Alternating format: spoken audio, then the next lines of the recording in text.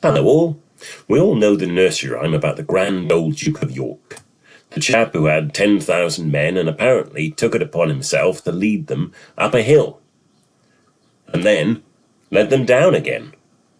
The grand old Duke seemingly having no real understanding about military strategy or manoeuvres, the soldiers ended up neither up nor down. But how much truth is there in the nursery rhyme? Was there really a grand old Duke? If there was, why was he obsessed with traversing undulating hills? And how grand was he? How old was he? What does it mean to be a Duke of York? Did he really have 10,000 men? And where was this hill that he was so eager to have his men march up and down? Today on Cameo History we investigate the grand old Duke of York. Let's start with explaining about the Dukedom of York. York is a city in the north of England in the county of Yorkshire. It was founded by the Vikings and it has an archbishop. Hello, there he is. But this doesn't mean much as far as the Duke is concerned. Yorkshire is a huge county, but the Duke of York really doesn't have any power or influence. He doesn't have a castle or a palace. This is actually Castle Howard, which is in Yorkshire, but it's nothing to do with the Duke of York. And the hat there is a dukedom's crown, or coronet. However, before we start feeling sorry for these northern dukes, most of the holders of the title in recent times, and by recent we mean the last 500 years, have been royalty. Most commonly they've been second sons of the monarch, which for most of history has been a pretty easy job.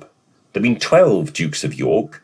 The first title was used in 1381 and given to Edmund, son of Edward III. Here he is. The second Duke was Edmund's son, Edward. And following that was Edward's nephew, Richard of York, of whom more later. There then followed a series of dukes, some of whom became kings, some of whom stayed as dukes and close to the monarchy. And perhaps most famously, Henry VIII. There then followed Charles I, James II, who were both Dukes of York as well as Kings of England. And then there was a gap of over 200 years until George, who later became George V, was also Duke of York in 1892. He was followed by his son, George VI. And then finally, we have a current Duke of York, Andrew, Duke of York. Perhaps less said about him, the better. So we have lots of Dukes of York without any understanding of which one could be the grand old Duke. To further complicate matters, we also have Dukes of York and Albany. Albany is the ancient name given to Scotland between the rivers Forth and Clyde. And in Scotland, the Duke of Albany was used between the 14th and 16th century. The Dukedom of York and Albany were combined by the Georgian monarchs who reigned through much of the 18th and 19th century. Oh yeah, I'm loving Scotland and also England, yes. There are 3 Dukes of York and Albany: Ernest Augustus, Edward Augustus, and Frederick Augustus. It's the third one of these, Fred, that we'll talk about later.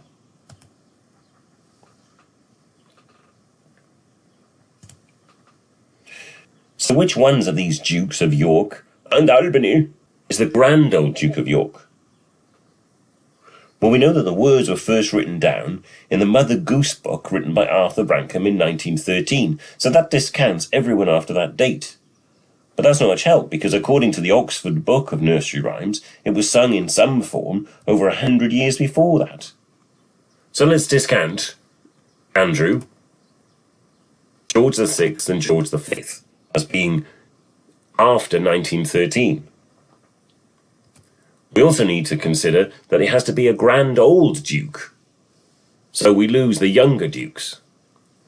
That leaves us with quite a few candidates, but some of these were much more famous for being a king, so we can say goodbye to the future Henry VIII, Charles I, and Edward IV. We also have to assume that this duke was some sort of soldier, or at least had some men under his command. 10,000 seems quite an exact number, but we could give some leeway here and there, and he seems to have marched up and down hills somewhere, So that knocks out a couple more. And so we're left with three main figures who could be our grand old Duke of York. Richard, Duke of York, James, Duke of York and Albany, and finally Frederick Augustus. So let's look at these in turn, starting with Richard of York. His marching up and down hills happened during the Wars of the Roses, a series of battles for the throne of England. They took place between 1455 and 1485, and they were fought between the royal houses of York and Lancaster. The Red Rose of Lancaster and the White Rose of York. During the Battle of Wakefield in December 1460, Richard, Duke of York, marched his army to his stronghold of Sandal Castle, which is now a ruin. He was 49 at the time, so not very old, but for the 15th century, that's doing okay. Sandal Castle was built on top of the site of an old motte and bailey, so it was a hill, and it meets our second requirement. Richard decided, for reasons only known to himself, to lead his army of anywhere between 500 and 8,000 men down the hill and headlong into the Lancastrian forces waiting at the bottom. The result was a massacre, and the Yorkist forces were routed. Richard was killed. So we have a Duke of York, we have a hill, we have troops, perhaps close to 10,000, we have people running about all over the place, but it doesn't feel like he was marching up and down a hill. It just feels like a pretty catastrophic military manoeuvre resulting in one dead Duke of York. He certainly didn't march them back up again, because he was dead. A death remembered today in this monument in Wakefield. One thing this Duke did give us was the mnemonic British people used to remember the colours of the rainbow. Richard of York gave battle in vain. Is that it? I blind died in battle and that's all I got, a rainbow? That's ridiculous. I was one of the greatest noblemen of my age. Well, unfortunately, Richard of York is remembered by the rainbow, and he's dead. So, perhaps Richard of York is our grand old Duke, but the 1460s is an awful long time ago. It seems a long time for a poem or rhyme to carry on that long. The second leading candidate, then, is James, Duke of York and Albany. What about his claim to be the grand old Duke? James was Duke of York from 1644 until he succeeded his brother Charles II as king. He became James II of England and James VII of Scotland in 1685. But in 1688, so not when he was Duke of York, but when he was king, he was being challenged for the crown by Lord William of Orange. This was a period known as the Wars of Religion. When James converted to Catholicism and started to become increasingly authoritarian, many of the English noblemen deserted him in favour of the Protestant William. William sailed from his native Holland for England to seize the throne, and by the end of November 1688, a pitched battle between the two forces seemed inevitable. James marched his army, estimated at over 30,000 strong, to Salisbury Plain. However, many of his troops were less than loyal, and he chose to retreat rather than fight. And many of his supporters either deserted him or switched to William's side, and James subsequently fled to France. So we have a former duke, but actually a king, with an army much more than 10,000 men, but perhaps we should be generous and say lots of them already left by the time James was marching away. But the soldiers were marching to Salisbury Plain.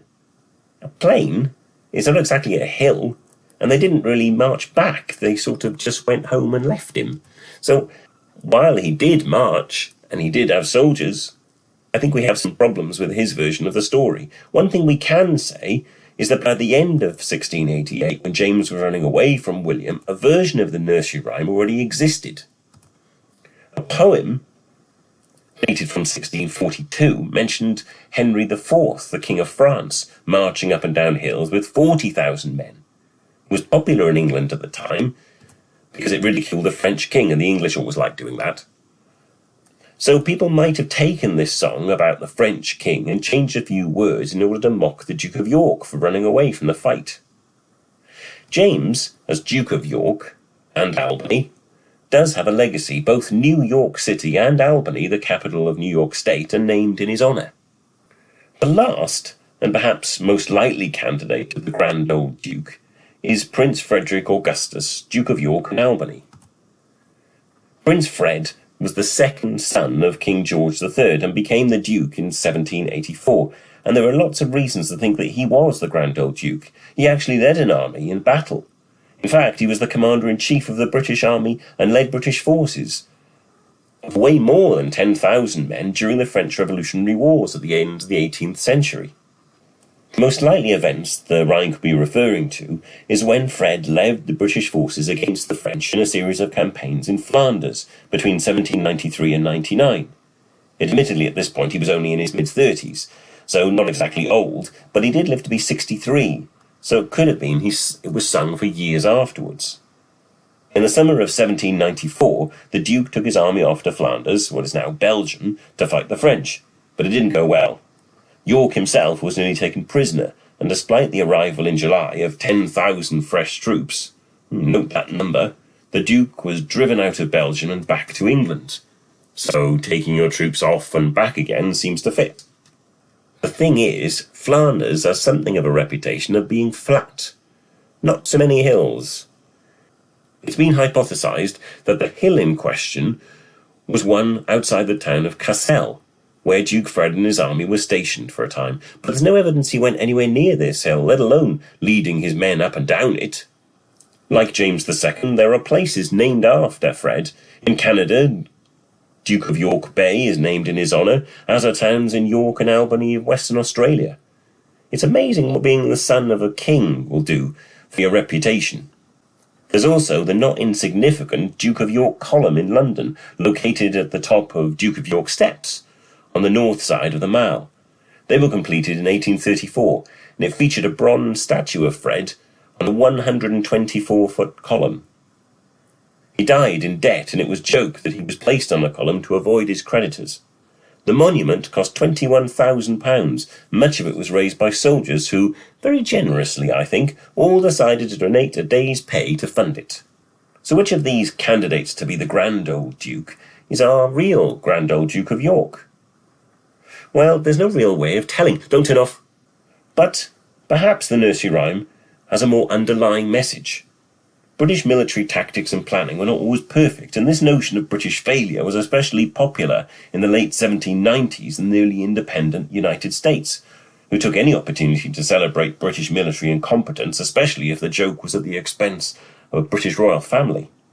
Perhaps it also says something about the reluctance of the British to send mass armies to some damn fool expedition in continental Europe. The rhyme reminds the British that it wasn't such a great idea to go marching up and down hills. During the 19th century, Britain lived in a world of splendid isolation, when it used its navy to rule the waves. There aren't so many hills on the waves. With the successes at Trafalgar of Nelson, and the increase in professionalisation of the army under people like Arthur Wellesley, who later became Duke of Wellington, but only through his own abilities and military skills, rather than being the son of a king, perhaps it shows that the British were moving towards a different type of warfare. We'll never know who the real Grand Old Duke is, or why he was moving up and down hills and round and up again, but I suppose there's some aspects of the story that are good. Children can dance to it, up and down, keeping fit. And it's always fun to think about Grand Old Dukes marching off and doing silly escapades. Well, I hope you liked this short story about Dukes of York and Albany marching up and down hills across England and Europe. If you did, don't forget to like, subscribe, comment and share so that I can make more of these videos and help the channel grow. Bye-bye now.